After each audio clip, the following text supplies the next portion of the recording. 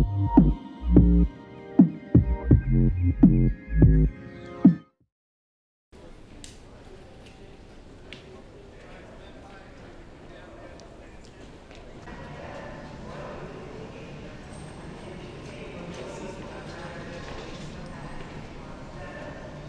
sit there, how are you thinking about it? There's going to be a protest up here for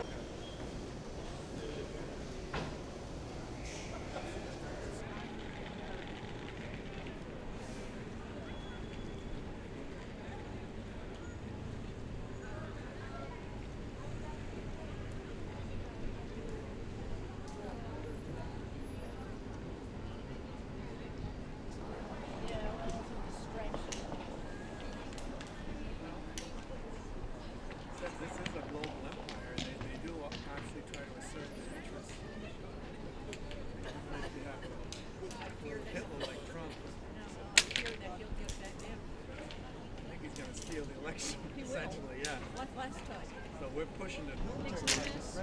I am hoping that this makes a difference to the millions of people in this country, this and other actions like it, who are outraged and angry and anguish over what they see going on, and who need to be in the streets, bringing that anger out into the streets in opposition to this. I'm not here hoping to influence a particular congressperson or senator, or Donald Trump for that matter.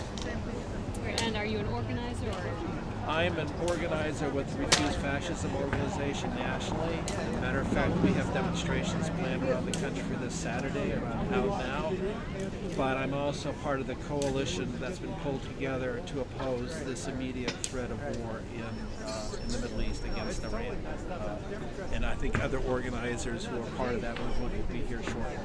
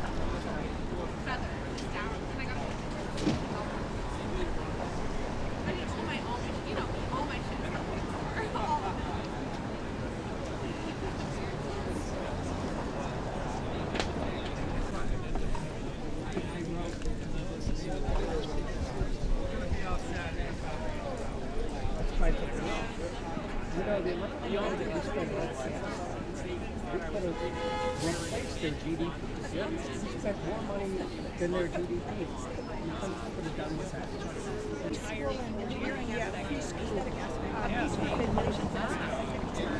That weighs I never even think of things like that. I understand. I know. I know.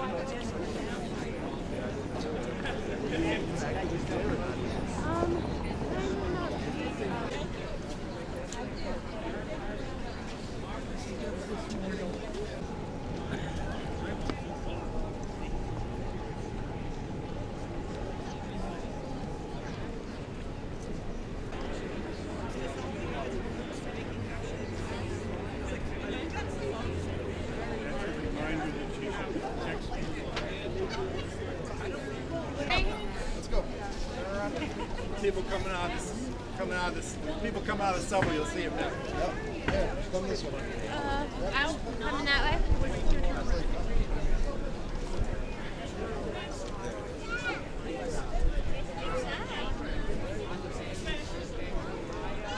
Do you want one of my fingerless gloves?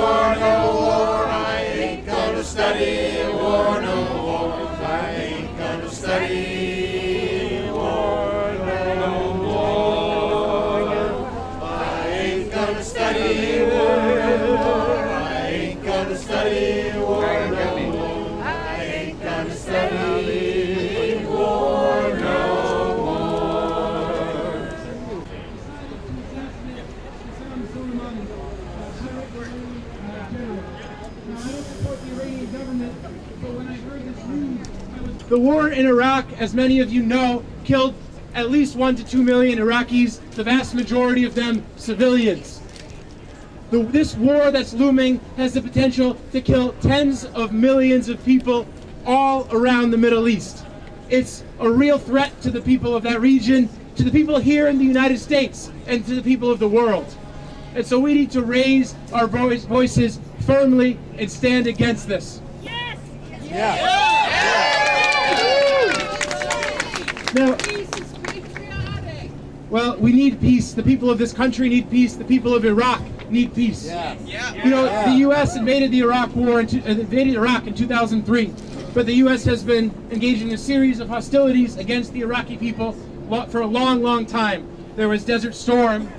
There were the sanctions that were imposed by the Clinton administration. The reality is that sanctions are an attack on the people, on the common people. By 1996, it was estimated that the U.S. sanctions on Iraq had led to the death of over 500,000 children under the age of 5 years old. So we're talking about infants and toddlers and kids who will be going into kindergarten who were killed as a direct result of these sanctions by the Clinton administration. Now, when then Secretary of State Madeleine Albright was asked about these sanctions on 60 Minutes, she was asked, is it worth it? All these children, 500,000 at least, who have been killed. And she said, yes, it's a tough decision, but it's worth it. How horrible and shameful that she said that, but how unsurprising, because that is the logic of U.S. empire. Power to the people, and no one on your own.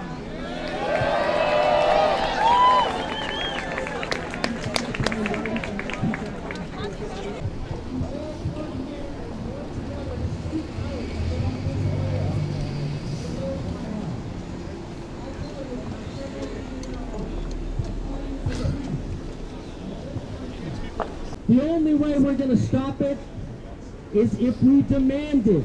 We know that power concedes nothing without a demand. So all of you who have come today, I hope you're ready to work as hard as you ever have in your lives. Because the fate of this country, the fate of the Middle East, the fate of the world depends upon it.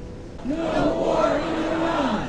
U.S. out of Iraq! No war on Iran!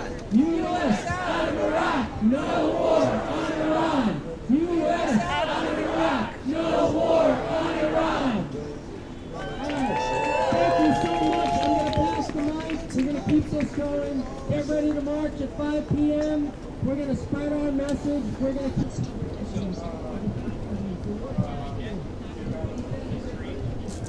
We're going to have one person on campus of the group of people, two in the back, two in the front.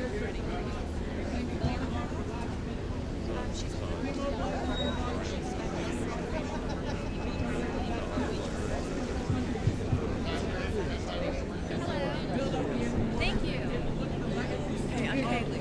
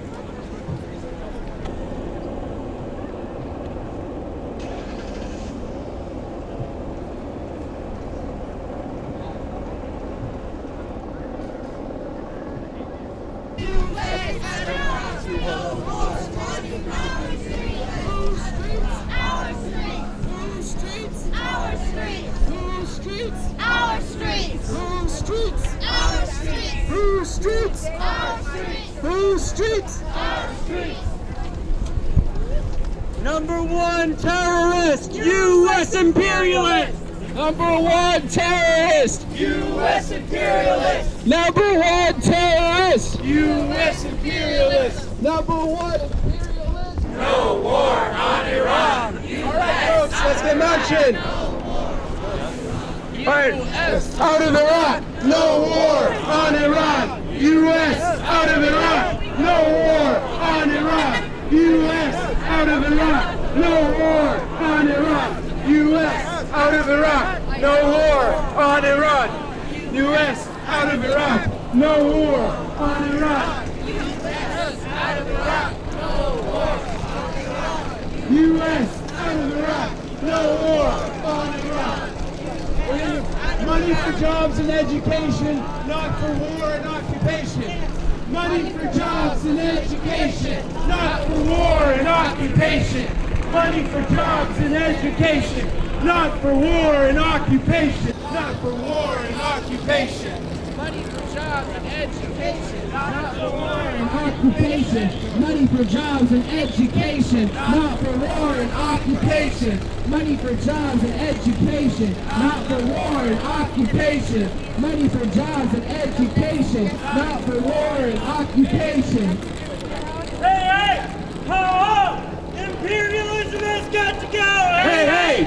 Ho, ho! Imperialism has got to go! Hey, hey! Hey, hey! Ho, ho! Imperialism has got to go! Hey, hey! Ho, ho!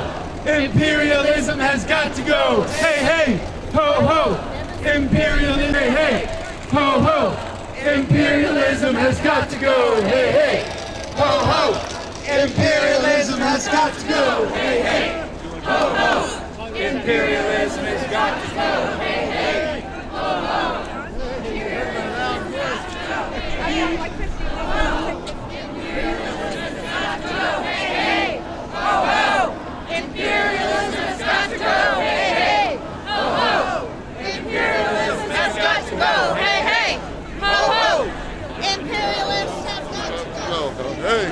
Ho, ho!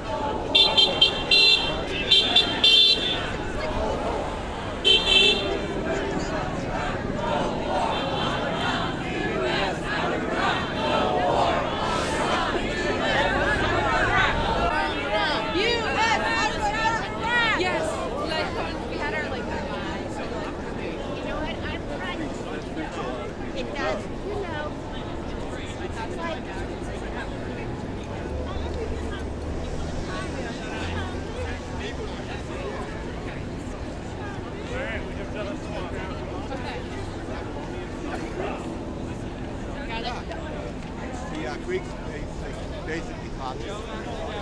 It's still within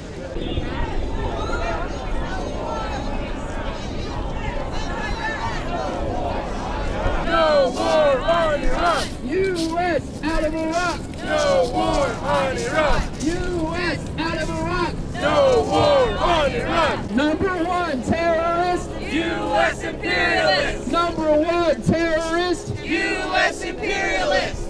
U.S. out of Iraq! No war with Iran! 1, 2, 3, 4. We don't want your racist war. 5, 6, 7, 8. Stop the killing. Stop the hate. 1, 2, 3, 4. We don't want your racist war. 5, 6, 7, 8. Stop the killing. Stop the hate.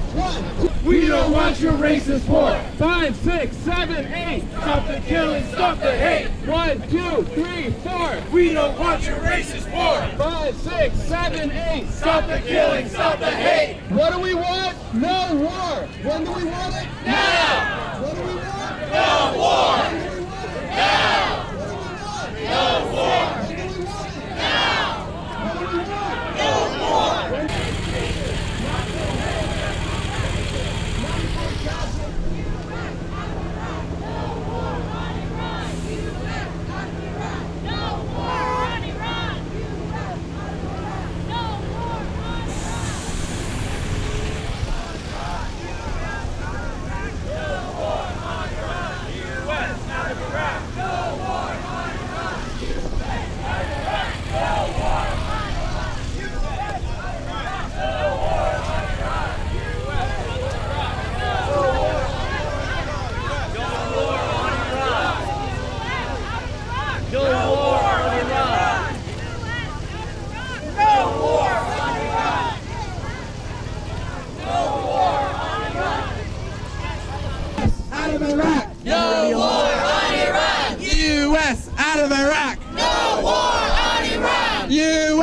out of Iraq. No war on Iran. U.S. out of Iraq. No war on Iran. U.S. out of Iraq. No war on Iran. U.S. out of Iraq. No war on Iran. U.S. out of Iraq. No war on Iran. All right.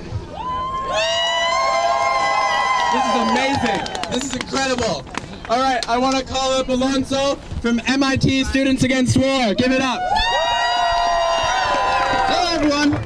So I want to talk about one aspect of this crisis, the targeted killing of General Sorry? Yeah, the assassination, the targeted assassination of General Soleimani. Specifically about the targeted aspect, because it's become very popular for defense companies, aka war profiteers, and the government to attempt to sell the idea that targeted assassination is somehow more ethical. This is nonsense on many levels. For one, sending a targeted missile to a compound full of people isn't just going to kill the target, it's going to kill everyone in the compound. If you send a targeted missile to a Yemeni leader speaking to a crowd of Yemeni citizens, it's going to kill the Yemeni citizens. So it's nonsense on that level. But then there's another side to it. The rise of these targeted assassinations and drone warfare comes with an alarming strengthening of worldwide surveillance. All this trendy stuff with big data and machine learning and AI that we hear so much about, especially in places like MIT, the Military Institute of Technology, or Pentagon on the Charles, as people call it. It's all a part of this, and it's really important for us to understand. It's really important for us to understand that all these cool sounding gadgets, these Alexas and these cool classes that they offer in AI, you have to understand how this forms part of actually a drive on the part of governments around the world, but especially the U.S. government, to facilitate its ability to keep everyone surveilled and to more lethally and effectively target whoever they want. In these competitions that the U.S. government holds for companies to contract out projects, explicitly talk about, like, for instance, with the JEDI project, they explicitly talk about how these cloud computing infrastructures that they want companies to build for them are meant to increase the lethality of the U.S. military. So, when we as students go to our career fairs and we listen to Raytheon or Lockheed Martin talk about their, cool AI-enabled autonomous drones and targeted missiles, we have to be very, very clear about what this means. And we have to be very, very clear that no, there's no such thing as a more ethical missile, goddamn. And a lot of people, students face some pressures, because of student loans and whatnot, and it can be tempting to just, try not to pay attention to these broader issues and just, get a job, and you just think, oh, well, I'll try not to work on the missile, I'll just work for, some other thing within Raytheon or something. But we have to really understand two things. One, the troubles that students face with student loans and whatnot are connected to the U.S. War machine. These aren't separate issues. You cannot understand the crisis with student loans without understanding the broader imperialist economy of the United States. And two, these are real struggles with student loans and whatnot. But we're talking about genocide. We're talking about large-scale assassination and murder for the profit of a few. Of Raytheon, of Lockheed Martin, and of the U.S. ruling class generally. So there is no excuse. There is no excuse, and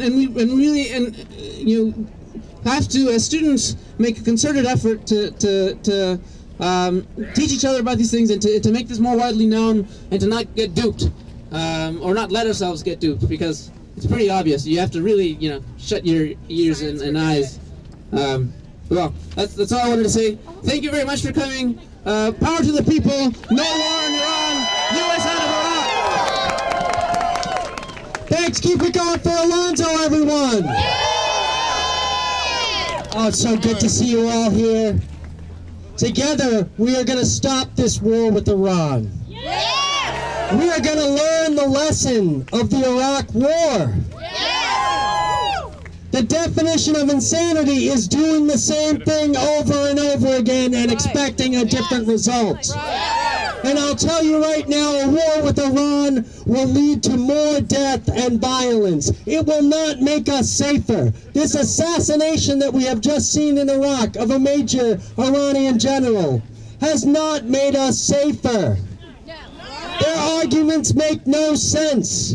And we have to stand up and say we will not accept them. We demand peace. We demand peace right now.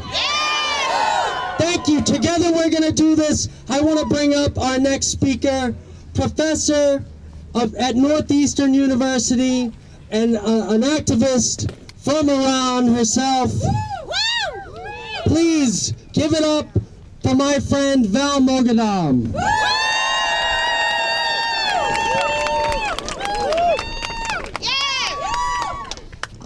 Folks, I'm just heartbroken, actually. I'm heartbroken over two things. I am heartbroken over two things. I'm heartbroken over the downing, the crash, that very sad crash of the Ukrainian airline. There's a lot of speculation as to what happened. We really have to wait and see what the definitive final report says. It makes absolutely no sense to me that it would have been a deliberate target on the part of the Iranian authorities. It makes no sense whatsoever. I'm also heartbroken at the prospect of war with Iran, and especially when Trump said that he would target the cultural heritage sites of Iran.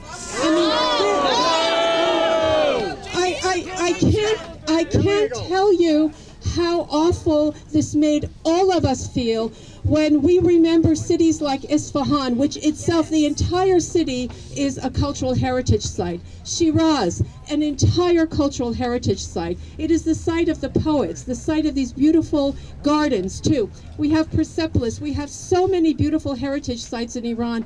And the idea that this uncultured man actually saying that he would target Iran's cultural sites, which, by the way, is not only opposed to and a violation of international law, but it is so morally and ethically wrong. So I'm heartbroken about this. Lock him up. Right. Folks, the assassination, the targeted, deliberate assassination of General Qasem Soleimani is an act of war. It is an act of terrorism and an act of war. Just imagine what would have happened if, in fact, Iran or any other state had assassinated a top American general. I mean, just imagine. I mean, it would have started something like World War III. Instead, Iran has showed incredible restraint in its response. And at the same time, the American administration and its cronies in the media and in the political class claim that General Soleimani was killed in self-defense and to save lives. Oh my word. What are these statements other than utter falsehoods on the part of the Trump administration, reflecting their arrogance and their impunity and ignorance? Since when does the U.S. exercise self-defense? Since when does it save lives in the Middle East? In fact, it takes lives in the Middle East. Did the invasion and occupation of Iraq save lives? No! Was that in America's self-defense? No! In fact, it had absolutely nothing to do with 9/11. Oh, who was responsible for 9/11? Let's see. 19 young men, and 15 of them were from where? A great ally of the United States, which these days is allowed to bomb the heck out of the poorest country in the region, Yemen. With our help. When the Obama administration decided in 2011 that Gaddafi must go and Assad must go, what were the consequences of that? A failed and failing state in Libya, and a 9-year civil conflict in Syria that is finally winding down, no thanks to the United States, but thanks very much to the Syrian army with the assistance of Russia and Iran, and by the way, General Qasem Soleimani, the late General Soleimani, he was very, very much involved in the fight against ISIS. The fight against ISIS, which, by the way, the U.S. always claims to have done on its own, with its own allies in the region. Not at all. In fact, the U.S. helped create that monster, just like it helped create Al-Qaeda through its intervention and support for Islamist terrorists in Afghanistan during the 1980s, civil conflict, and early 1990s. Just appalling. And this is all supposedly to save lives. What brazen lies. Okay. They want their oil, and they want to maintain U.S. global hegemony and regional hegemony. And in order to maintain and keep that hegemony, they are also arming to the teeth their allies within the region. And who are they? Saudi Arabia, United Emirates, Qatar, Bahrain, and Israel, of course. And of course, they have bases all over the region. Military bases that surround Iran. Now, who is the aggressor and who is being besieged? The U.S. is the aggressor. Absolutely. And we just heard yesterday, by the way, that this justification on the part of the Trump administration as to why they assassinated General Soleimani was thin, weak, and in fact insulting, according to several of the American lawmakers. In fact, it's a pack of lies. And what the Trump administration is doing is simply reenacting the Bush playbook. They are playing a very cynical and dangerous and dirty game to start war, which they think will help the Trump administration get reelected. Not if we can help it. So, absolutely, yeah. That whole thing, oh God, there's so much to be said about that too. Now, for the sake of peace in the region and stability in the world, we must insist that the United States close its bases, all the bases in the Middle East, shut them down, bring home the soldiers whose lives also are at risk, bring home all the American personnel. That too. The U.S. and other arms peddlers that include, by the way, the U.K., must also stop the arms flow to Saudi Arabia, which will compel the Saudis and the Emiratis to sit down and negotiate an end to the conflicts in the region with other regional actors. The U.S. has no business there. Let the regional actors sit at the negotiating table and resolve tensions themselves. And last but not least, the U.S. must end the sanctions and revive the nuclear agreement with Iran. And only in that way will the U.S. be able to honestly say that we are saving lives. Thanks. Thank you, Val. Isn't it nice to hear from someone who knows what she's talking about? My God, our president gets on TV. It's an embarrassment. But it's a deeper problem than just a maniac who's in the Oval Office right now. Our wars in the Middle East have been going on under Democratic and Republican administrations. And that cannot be forgotten. So all of you, I want you to reach out to those people who claim to represent you, all of them Democrats here in Massachusetts, because so many of them have decided not to stand up to this president when it comes to war. They are collaborating with the maniac in the Oval Office, giving him a free hand to do whatever he wants, to spread death and destruction all over the Middle East. We gotta get him out. But it's not, getting Trump out of the White House is not going to be enough.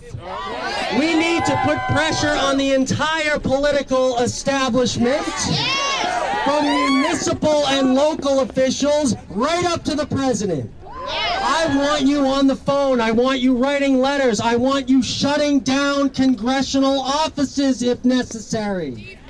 We should not give them a moment of peace until they give us what we want, which is peace now.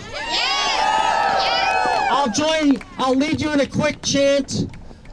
1, 2, 3, 4, we don't want your racist war. 5, 6, 7, 8, stop the killing, stop the hate. 1, 2, 3, 4, we don't want your racist war. 5, 6, 7, 8. Stop the killing, stop the hate. 1, 2, 3, 4. We don't want your racist war. 5, 6, 7, 8, stop the killing, stop the hate. 1, 2, 3, 4. We don't want your racist war. 5, 6, 7, 8. Stop the killing, stop the hate. 1, 2, 3, 4. We don't want your racist war. 5, 6, 7, 8. Stop the killing, stop the hate. That's right. I need you to stay loud. Not just today, but tomorrow, and next week, and next month, and next year, and for the rest of your lives. Because that is the only way that we can stop this endless war and bring peace to the Middle East and to the world. I want to bring up our next speaker. We're going to put the banner. I want to introduce our next speaker. She is an activist with the Answer Coalition. That stands for Act Now to Stop War and End Racism. Kaylee O'Keefe.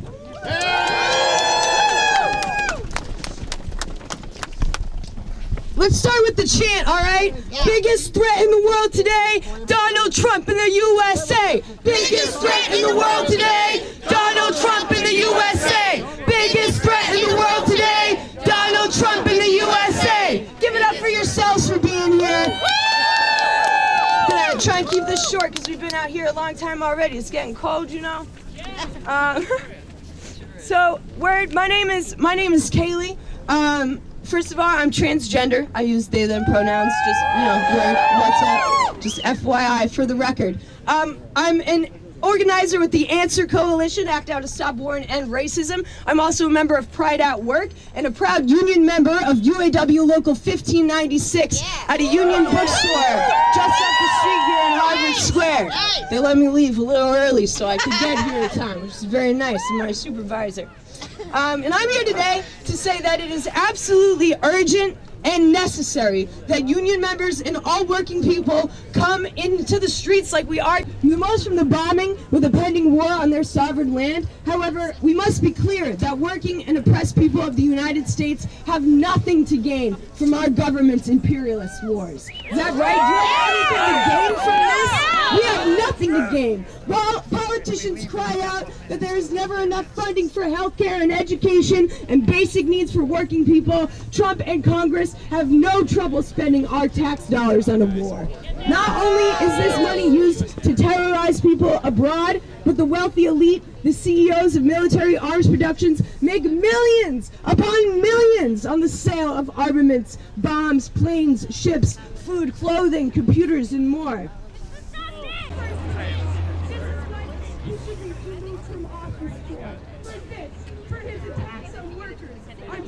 Violence and occupation will not lead to liberation. Bullshit! Get off it! This war is for profit! Violence and occupation will not lead to liberation. Bullshit! Get off it! This war is for profit! Violence and occupation will not lead to liberation. Thank you. Keep fighting. Keep fighting.